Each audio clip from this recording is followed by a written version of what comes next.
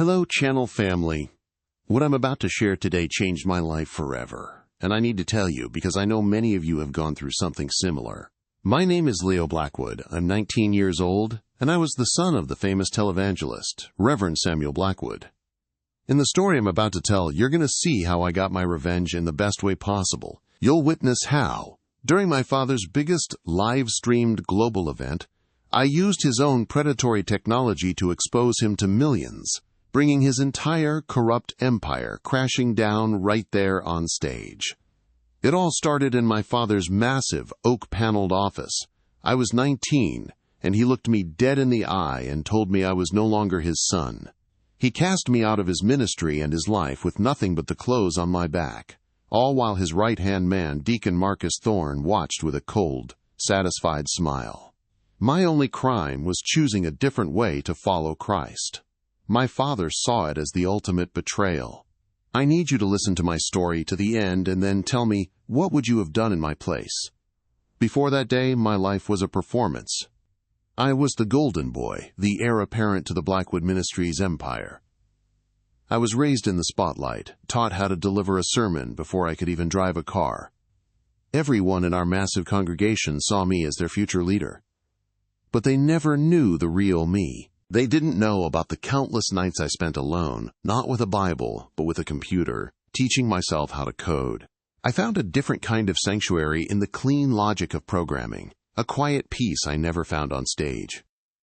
The turning point came quietly, not from a pulpit, but from my laptop screen. I stumbled upon the story of blessed Carlo Acutis, a young Italian teenager and computer genius who used his tech skills for the church. His life resonated with me deeply. That night, I had what I can only describe as a vivid, digital visitation in my dream, a clear message that guided me toward the Catholic faith. It felt more real and personal than any sermon my father had ever preached. It was a divine call I knew in my soul I couldn't ignore. I believed in honesty, so I went straight to my father. I walked into his office, the one that always smelled of power and expensive leather, and I confessed everything. I told him about my spiritual experience and my decision to convert. I expected him to be angry, maybe disappointed. I was prepared for an argument, a lecture. But what I got was a terrifying coldness. He didn't see a son seeking God. He saw a public relations nightmare, a direct threat to the family brand he had built so carefully over the years. His face hardened, and his voice dropped to a low, menacing snarl I had never heard before. He called my profound spiritual moment a demonic delusion. With Deacon Thorne standing right there, my father pointed a shaking finger at me and uttered the words that shattered my world. "You are not my son. You are a casualty, a fool, led astray by popish idols. You have no place here." With that, he disowned me. He called security and had me escorted from the building as if I were a complete stranger, a threat to be removed. The collapse of my life was swift and total. One minute I was the heir to a fortune.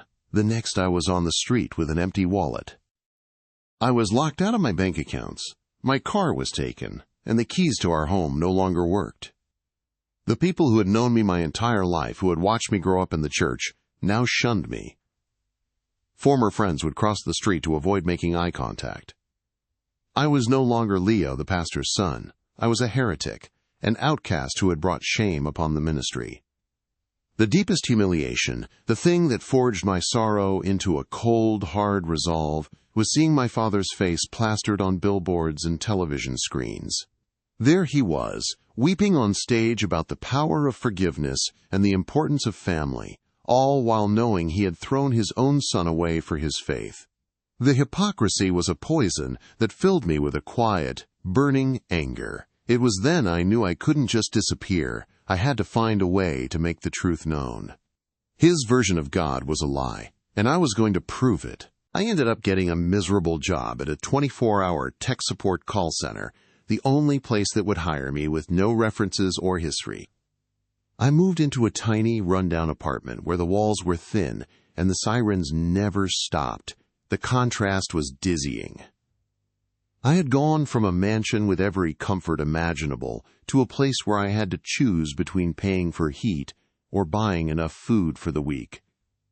Every single day was a stark reminder of how far I had fallen and how completely I had been abandoned by my own family. The loneliness was the worst part.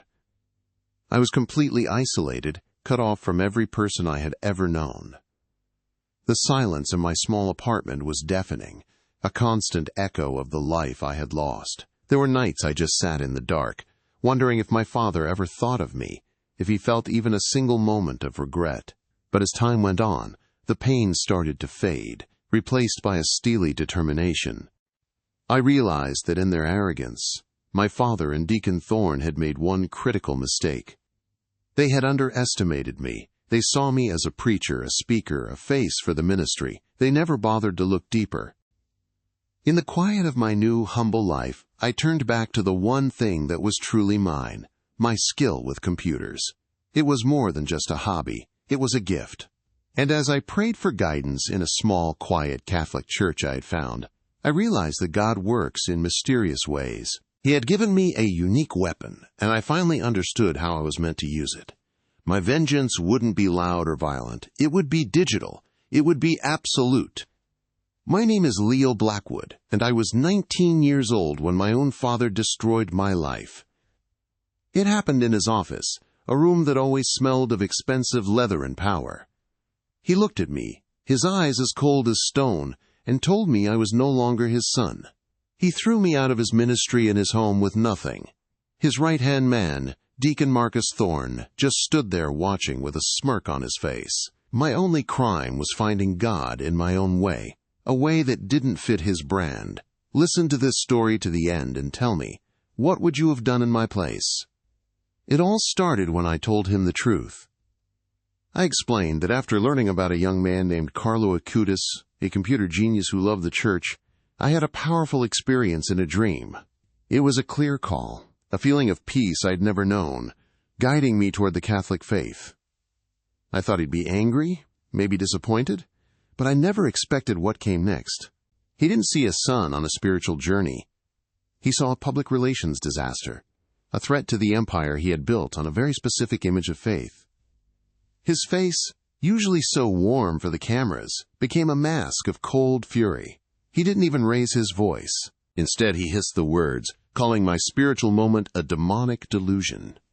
He pointed a trembling finger at me, his voice low and full of venom. "You are not my son," he snarled, the words cutting deeper than any knife. "You are a casualty, a fool led astray by popish idols. You have no place here." In that single moment, he wasn't my father anymore. He was just a man protecting his business interests at all costs. I was too stunned to even speak. The air in the room felt thick and suffocating.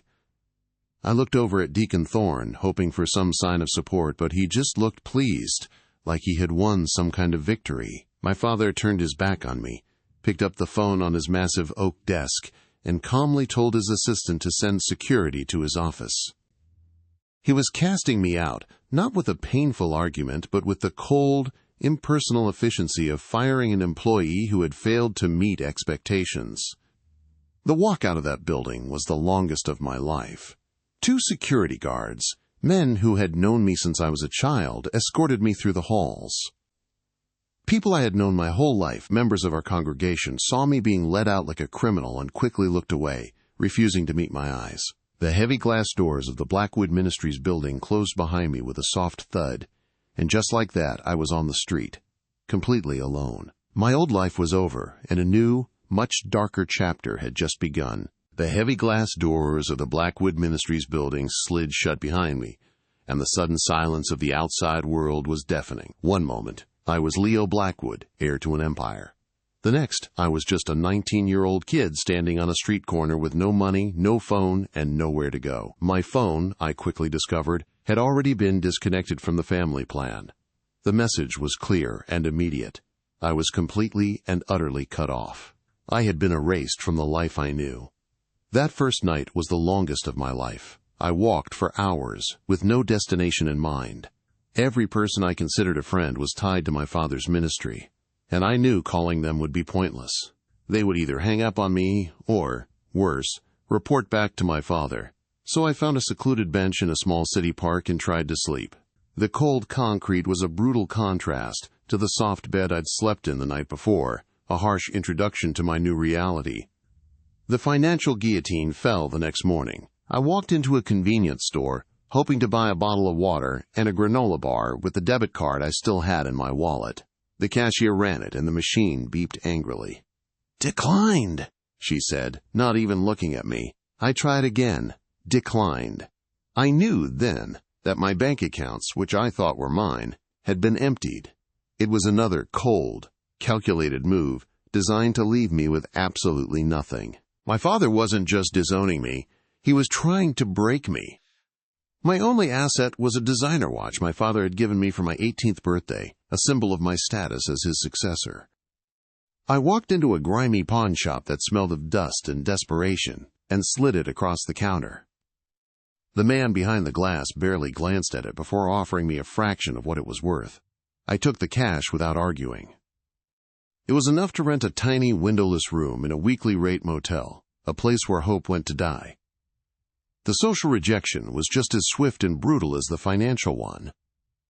A few days later, while eating a cheap meal at a diner, I saw a family I'd known my whole life from church. The moment the mother recognized me, her face tightened into a mask of disapproval. She whispered something to her husband, gathered her children, and practically ran out of the restaurant, refusing to even make eye contact.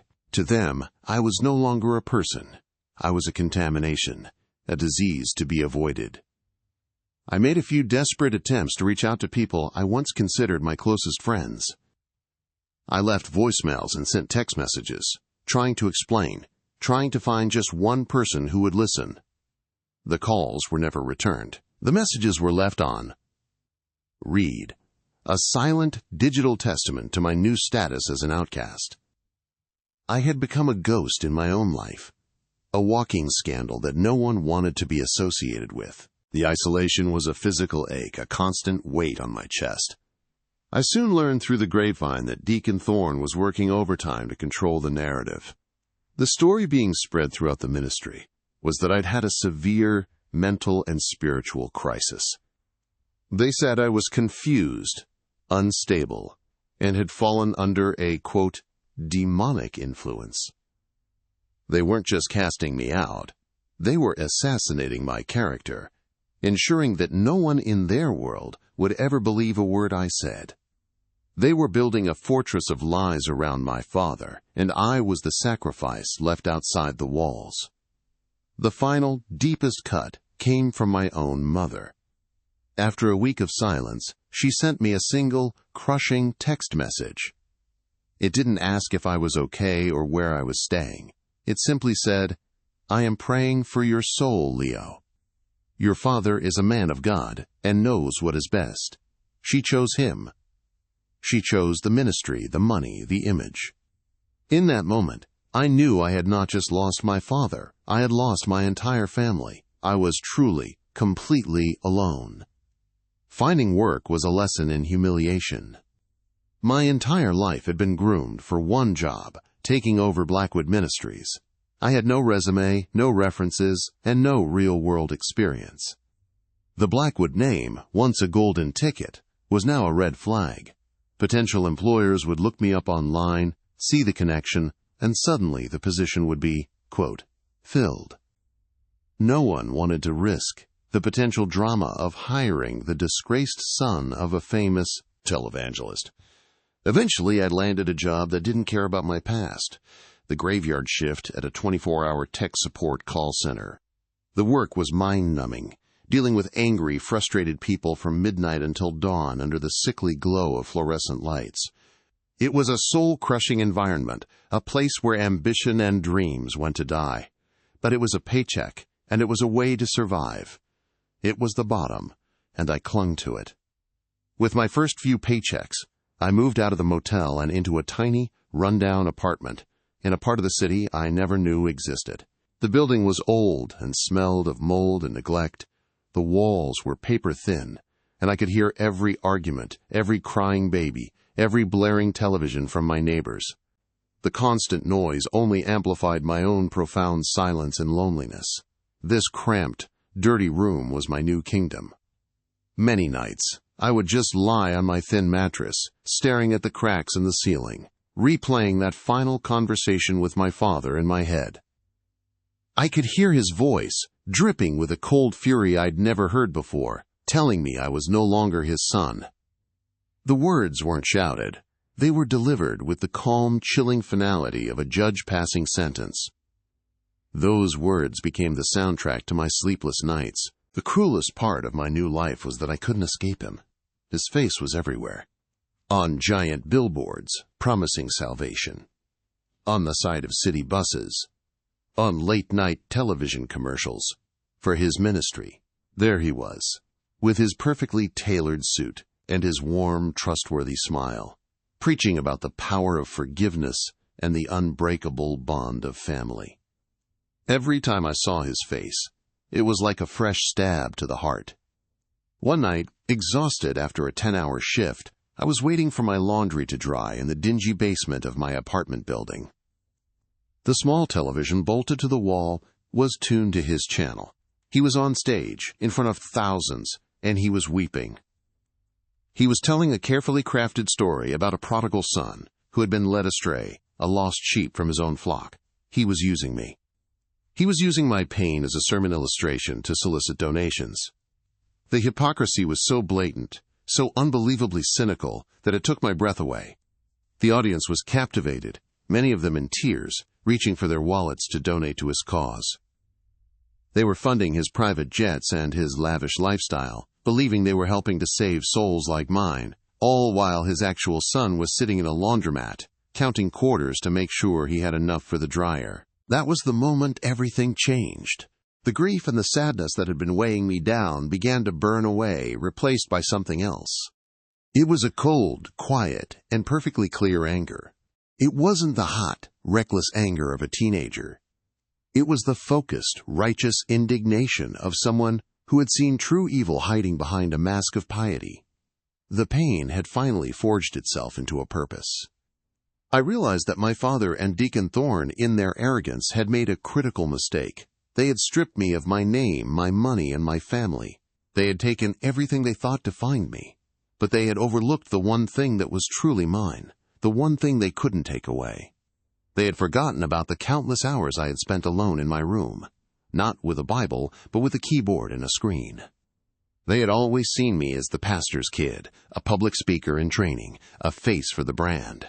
They never bothered to look deeper. They never knew that my real passion, my real talent was for the clean, cold logic of computer code. They saw a preacher. They never saw the programmer. They had cast me out, but they had no idea what I was capable of building in the dark. The Bible verse that came to my mind wasn't about forgiveness or turning the other cheek. It was from the Gospel of Luke. For there is nothing hidden that will not be disclosed, and nothing concealed that will not be known or brought out into the open. My father preached about a God of love, spectacle, and thunder, but I was beginning to understand a God of truth, a God who valued what was real over what was performed. I started attending a small, humble Catholic church I found a few blocks from my apartment. There were no cameras, no spotlights, no celebrity pastors. It was just a quiet, sacred space where I could pray. It was in that silence, away from the noise of my former life, that my path became crystal clear. I wasn't meant to simply survive this. I was meant to respond. My father had built his entire empire using technology. He used sophisticated databases, targeted social media campaigns, and a slick online donation platform to project his image and manipulate his followers. He had weaponized the digital world for his own gain, building a fortress of perception and power. It was then I understood the beautiful, almost divine irony of my situation. God had given me the exact same set of skills. My talent for coding wasn't just a hobby, it was a gift. It was a weapon waiting to be used. My vengeance wouldn't be about shouting or violence. It wouldn't be about seeking personal revenge. It would be about exposing the truth. I would use the very tools of his trade against him. I would dismantle his digital empire not with a bomb but with a line of code. I would turn his greatest strength into his ultimate weakness. The truth of his ministry was hidden in the ones and zeros of his own systems, and I was one of the few people in the world who knew how to find it. My miserable job at the call center was no longer a symbol of my failure.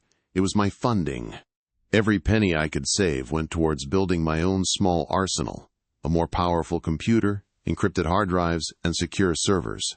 My tiny, lonely apartment was no longer a prison. It transformed into my command center, my digital war room. The pain of my father's betrayal was still there, a constant ache just beneath the surface. But now, it wasn't just pain, it was fuel. They thought they had thrown me into the abyss, leaving me to be forgotten. But they had made a terrible miscalculation. They had forgotten that I knew how to build my own light in the darkness. My fall was over. Now, it was time to start the climb. My father and Deacon Thorne made a fatal error in their calculation. They took my money, my home, and my name. They were so thorough in stripping away every external part of my life that they thought they had left me with absolutely nothing. But they overlooked the one thing they never gave me, the one thing that was truly mine. They completely forgot about the thousands of hours I had spent alone in my room, not just studying scripture for their stage, but quietly, obsessively, teaching myself how to write code. To them, I was just a prop. A well-rehearsed part of the show. I was the smiling son on stage, the future face of the ministry they were building. They saw me practicing sermons in the mirror, not debugging Python scripts late into the night. They heard me quoting the Bible at family dinners, not discussing complex algorithms with strangers in online forums. My real world, the digital one, was completely invisible to them. It was my secret sanctuary, and it was about to become my ultimate weapon. It had all started as a simple way to escape the constant, suffocating pressure of my life. The world of Blackwood Ministries was all about performance, emotion, and carefully managed perception. But in the world of code, things were different. There was logic. There was order. A problem had an undeniable solution. It was clean, it was honest, and in its own quiet way, it was a form of pure truth I could never seem to find in my father's church. It was real. My newfound Catholic faith didn't make me abandon this skill. It sanctified it. I kept thinking about blessed Carlo Acutis, the young man who saw his programming talent, not as a hobby, but as a tool for God. He used his gifts to build websites for his parish and to document Eucharistic miracles for the world. He showed me that a keyboard could be just as powerful an instrument for God's will as a pulpit. My talent wasn't just a hobby anymore. It was a calling. One night, kneeling in that quiet, humble Catholic church, I prayed for a sign, for some kind of clarity on my path forward. I wasn't asking for a booming voice from heaven, just for a sense of direction. And the answer came not in thunder, but in a quiet thought that settled deep in my soul. The verse from Luke's Gospel echoed in my mind. For there is nothing hidden that will not be disclosed, and nothing concealed that will not be known or brought out into the open. I knew then exactly what I had to do. My father's ministry wasn't just built on old-fashioned faith, it was a technological marvel. Deacon Thorne, especially, was obsessed with data and efficiency. They had a custom-built, proprietary software platform that managed every aspect of their operation: donations, member databases, targeted email campaigns, and all their social media outreach. They gave it a pious, reassuring name, the Shepherd's Hand. That name now makes my stomach turn, knowing what it was really used for. They were so incredibly proud of it. Thorne would often boast in leadership meetings about its power, how it could micro-target the flock to maximize engagement, and, of course, financial contributions. They saw it as their greatest strength, a digital fortress of data that made their global empire untouchable. But I knew something they didn't, something they were too arrogant to ever consider. Any system built by man can be understood by man, and I knew how to read the language it was written in. My plan wasn't to hack them in the way you see in movies. I wasn't going to steal money or crash their servers. That would have been a simple crime, not divine justice. My goal was far more elegant and far more devastating. I wanted to make the machine confess. I would use their own creation, their pride and joy, to expose the rotten, cynical core of their ministry to their millions of followers. It was a poetic justice that felt truly divinely inspired. My life became a simple, focused routine. I worked my miserable job at the tech support call center from midnight until dawn. Every single dollar I could save didn't go to comfort or entertainment, but to building my arsenal. I bought a more powerful laptop, several encrypted hard drives, and subscriptions to secure cloud services that would leave no trace. My tiny run-down apartment, once a symbol of my fall from grace, transformed into my command center, my digital war room. I started my mission by simply observing from the shadows. I created several anonymous online profiles and immersed myself in the ministry's vast online community. I watched how they operated, how they messaged their followers, and how their sophisticated donation platform functioned from the user's side. I studied the shepherd's hand from the outside, learning its rhythms, its protocols, and patiently looking for the subtle, inevitable cracks in its digital armor. The first real opening came directly from Deacon Thorne's overwhelming arrogance. In an online tech forum for church administrators, he couldn't resist boasting about the security and complexity of their custom system, even mentioning the specific programming framework they had used to build it. It was a tiny slip, a brief moment of pride, but it was the golden key I needed. It gave me a blueprint of the system's architecture. He had unknowingly handed me the keys to his kingdom. As I began to carefully and ethically probe the system's backend, what I uncovered was worse than I had ever imagined. This wasn't just a sophisticated donation platform. It was a predatory engine of spiritual manipulation. I discovered an algorithm, a truly unholy piece of code, designed by Thorne himself. It was programmed to scrape data from public social media profiles and third-party data brokers to identify the most emotionally vulnerable people in their flock. This unholy algorithm flagged people based on keywords like loss, debt, sick, divorce, or lonely. It identified recent widows, people who had just lost their jobs, and parents with critically ill children. Then, it would automatically trigger a personalized prophetic email or social media message directly from my father, offering a word of comfort that was perfectly tailored to their specific pain, always followed by a direct appeal for a seed of faith donation to solve their problem. They weren't shepherds guiding a flock. They were high-tech wolves hunting the wounded sheep. They were using technology to exploit human suffering on an industrial scale. My father's tears on stage, his passionate pleas for the desperate and the broken-hearted, were all powered by this cold, calculating, and deeply cynical algorithm. The ugly truth of his ministry was hidden in the code, and I was the only one who could bring it into the light. This discovery solidified my resolve into something as hard as steel.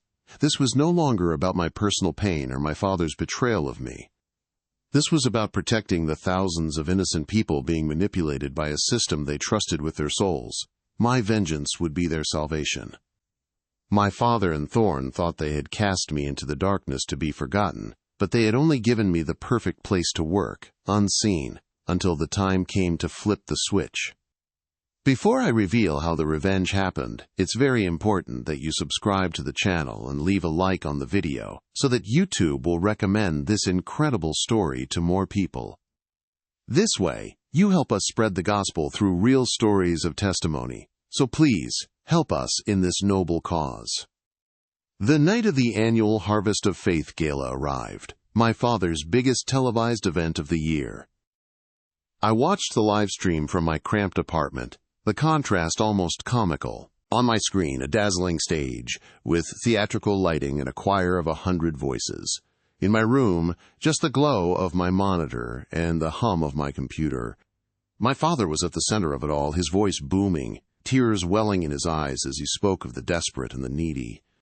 He was at the peak of his power, a master performer playing his audience like a finely tuned instrument, preparing them for the big donation appeal. My heart was pounding, but my hands were steady on the keyboard. This was it, the culmination of months of sleepless nights and relentless focus. I wasn't launching a chaotic attack. This was a surgical strike. I had spent weeks planting a tiny, dormant piece of code inside their network, disguised as a routine security update.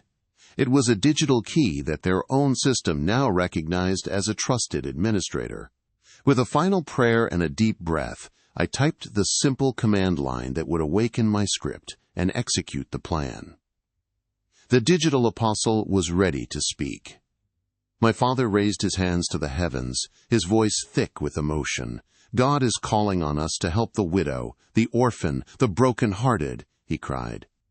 At that exact moment, I initiated the visual override. The massive LED screens behind him, which were displaying a rising donation total and heartwarming images, suddenly flickered and went dark. A murmur went through the massive arena. My father, caught mid-sentence, faltered. He glanced over his shoulder, his perfect smile faltering into a look of confusion as the screens came back to life with something he never expected. Instead of a donation ticker, the screens now displayed the cold, stark interface of the shepherd's hand, and in real time the unholy algorithm began to show its work. A list scrolled down the screen, visible to the millions watching worldwide. Subject: Mark R., 45. Vulnerability: recent job loss. Action: target with financial breakthrough campaign. Goal: $1,000 donation. Then another. Subject: Helen P., 68. Vulnerability: cancer diagnosis. Action: send automated healing prayer email. Goal: $5,000. Seed of faith. Offering. The raw, predatory truth of their ministry was exposed in their own cynical language. Panic erupted. The live audience gasped, a wave of shock and anger rippling through the arena as people raised their phones to record the undeniable proof on the screens.